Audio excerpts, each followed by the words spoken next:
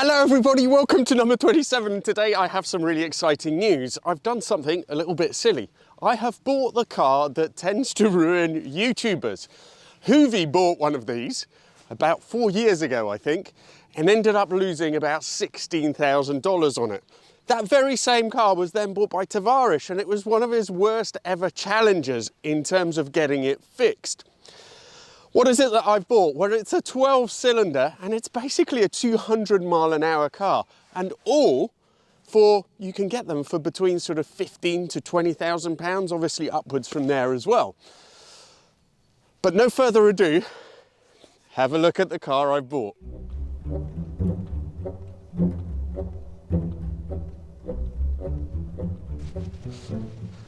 Okay, so I said 200 miles an hour, these actually do 199 miles an hour, but we're pretty much there really. I've never had a luxury car of this kind, so the real top-end luxury cars, and I wanted to get it out of my system. But how did I end up with one of these? Well, a few weeks ago, maybe a couple of months ago, I did a video on cars that are affordable to buy, but that will bankrupt you. The Bentley GT was one of the cars that I featured on that video. But somehow or other, when I saw the prices they were going for, I managed to convince myself that, in fact, although I was advising people never to buy one of these cars, it would be a great idea for me to do exactly that.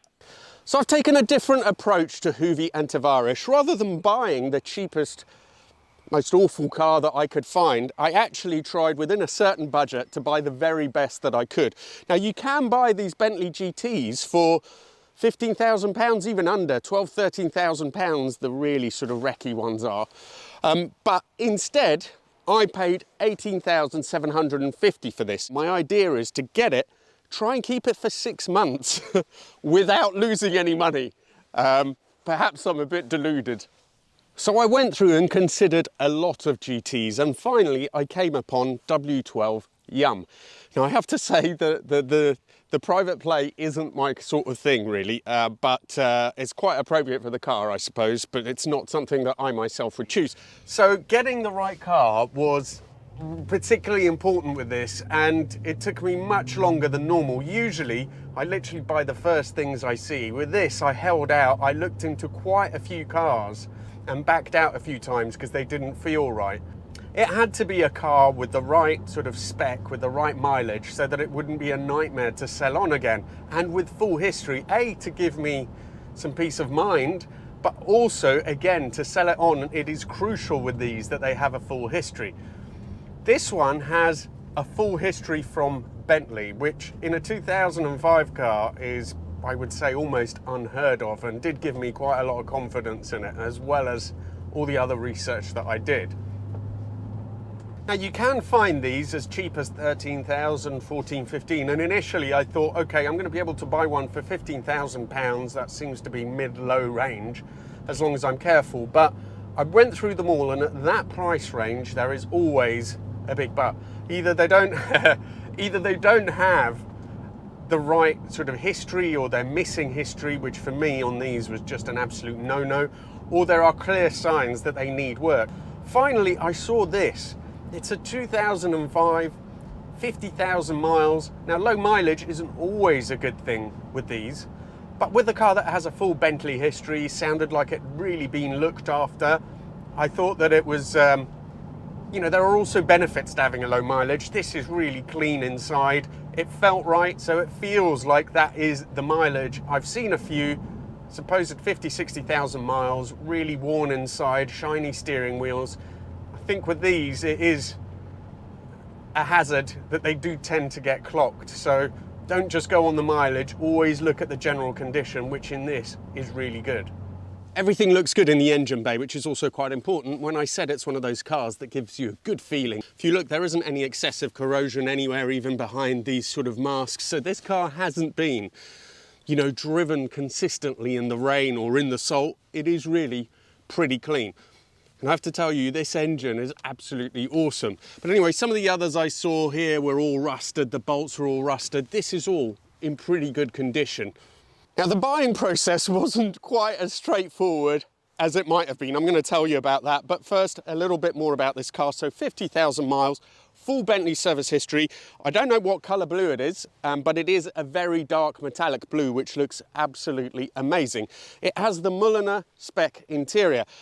Now, it's not that I necessarily had to have a Mulliner spec, it's just that it will make it easy to resell when I have to, and that was always foremost in my mind. It is also 2005 vintage, and the earlier cars are supposedly a little bit more troublesome, but again, because this has a very good history, good provenance, low mileage, I decided to make sure I checked everything as thoroughly as I could and just go ahead with it regardless. And when it came to buying it, it really was a little bit of an adventure because it was down in Southampton. I'm up north of Oxford. I decided to have a chat with the owner, and certainly the car did seem to stack up. So we agreed a price, and I then decided to take a train straight over there so that if the car checked out, I would just pick it up there and then. And it really did look like a good, genuine car to be picked up. Well, things didn't quite go according to plan because I went down to Southampton, had a look at the car, loved it, took it for a drive, started checking out a few things, decided I was going to have it. And then one of the main things about these GTs, which can be ruinous, the early cars, is if there is a vacuum leak. And apparently you can hear it from in the engine bay if it's happening. And when I was looking around listening and I had a listen to the engine bay itself, I was sure that I could hear a vacuum leak. So I decided, I'm really sorry, apologised to Gary and to Len, so I'm really sorry, I'm going to have to pass. I cannot risk, you know, a £5,000 bill for something like that. So I took the train all the way back to Oxford. Essentially, I lost almost a whole day about this adventure, and I was quite gutted because when you go and have a look at cars, some of them give you a really good feeling, and this just seemed like a very, very good car. So I spoke to the owner and said, look, tomorrow morning, if you're still okay with this, tomorrow morning I'm going to go and try and find one at a garage somewhere, have a listen to it, and if it makes the same noise as yours, then we'll know that it isn't a vacuum leak. Because normally if you have vacuum leaks, unless they're very slight, and then you wouldn't hear it anyway, you would get an engine light on, it wouldn't idle properly. So the next day I rushed out like a madman, found an independent garage in Oxfordshire that deals with these, and they were kind enough to start one up, which was good, let me have a listen, and indeed it made exactly the same sound. So back on the train the same day, up to see Gary in Southampton and finally collect the Bentley. Now, one of the most important things with these is to try and pick one that doesn't have any crazy interior colours. I wasn't keen on the cream, especially if it was contrasting on the steering wheel and so on. I wanted a black car ideally, but this one is a very, very dark blue and it looks absolutely gorgeous. So very happy with this. It has the Mulliner spec, so it's got the seats with the quilting, I think, the diamond pattern on them. It has a different gear lever, which is sort of knurled aluminium or steel. It also includes the drilled pedals and the special wheels, which I think normally would be an option. One of the things that I wasn't massively keen on though is this aftermarket infotainment system.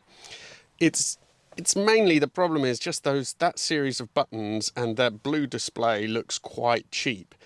So that's not something that I was 100% happy, but this car comes with the original system. So if I wanted to revert back, I could just put it back in. It's actually quite a quick job to do that.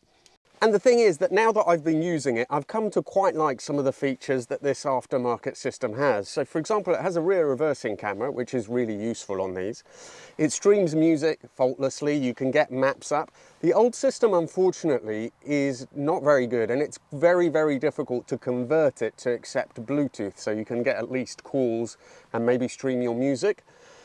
So at the moment, I think I'm probably going to leave it in, although there is a bit of an issue with this car that I haven't yet mentioned, and that is that the TPS light is on. Now that's very common. It's usually one of the sensors in the wheels or the receiver in the back. Either way, it's not going to be bankruptcy, but the owner was absolutely adamant that it only started happening once he swapped over with the aftermarket unit. He'd taken it to Bentley and they confirmed there was nothing wrong because the aftermarket unit actually reads the tyre pressures. If there was a problem with the tyre pressures and it wasn't sending or receiving, then I'd understand why that TPS light is on. So I have a couple of options really. The first is to try and take it somewhere again and see maybe if there's a way of removing the codes or doing, you know, whatever we can do to get the TPS light off. The second thing is, if that doesn't work, is just to put the old unit back in, see if that clears it. If that doesn't, then I guess I'll have to look at tyre pressure sensors or the receiver, but it does make sense. I mean, some of you who own these cars can tell me, but it doesn't make sense that I'm getting a full readout on all the tyre pressures if there is a problem. W12 Yum has also had a main service in the last sort of just over a year ago, I think 16 months ago. That's the spark plug service, so that's something else I was looking out for. It does need a service, but it's just an oil service. And even from Bentley, they're not that expensive, a few £100, I think between 600 and 800. I'll see what I can do about that, but I will do that in the time that I have with it. I thought on the whole I bought it for a good price, considering the spec, considering the mileage, considering the history. I'm going to have to try and sell it for a bit more than I paid for it because I am going to pay for a service. I've got to sort out this TPMS issue, the tyre pressure monitor thing. But I'm fairly confident I'll be able to do that without too much hassle. So the next things that I want to do is I want to take it to Bentley itself to get it checked out and get a report on my car. Is it a good one? Are they going to find something which is worrying? And also, of course, get them to do a service on it. Also, I need to do a sort of a full road test, which I'll do for the next video. Thank you all so much for watching. I hope this is an adventure which will work out and I won't end up losing loads of money on it. We'll see how it goes. But thank you so much. See you for the next video.